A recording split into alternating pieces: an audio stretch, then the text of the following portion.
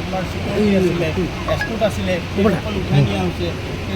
আমাৰ কথাটো এনেকুৱা, মইতো ভাবোঁ মোৰো চিকিউৰিটিবোৰ উঠাই দিব লাগে।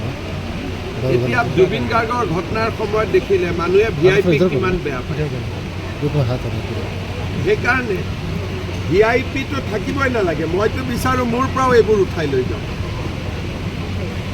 এতিয়া উপায় নহ'লে আমিতো কাৰোবাক নিৰাপত্তা দিব লাগে, কিন্তু মইতো নিজে বিচাৰোঁ যে মোৰ মন্ত্ৰী MLA কাৰো লগত চিকিউৰিটি থাকিব নালাগে। আমি কিমানৰ PSO উঠাই দিছোঁ।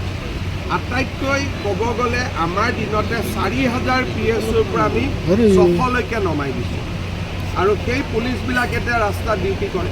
আপোনাৰ চিকিউৰিটি আছিলে, এস্কৰ্ট আছিলে, সেইসকল উঠাই নিয়া হৈছে। আমাৰ কথাটো এনেকুৱা, মইতো ভাবোঁ মোৰো চিকিউৰিটিবোৰ উঠাই দিব লাগে।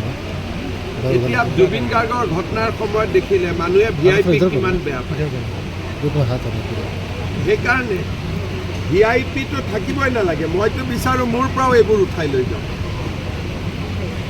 এতিয়া উপায় নহ'লে আমিতো কাৰোবাক নিৰাপত্তা দিব লাগে, কিন্তু মইতো নিজে বিচাৰোঁ যে মোৰ মন্ত্ৰী MLA কাৰো লগত চিকিউৰিটি থাকিব নালাগে। আমি কিমানৰ PSO উঠাই দিছোঁ।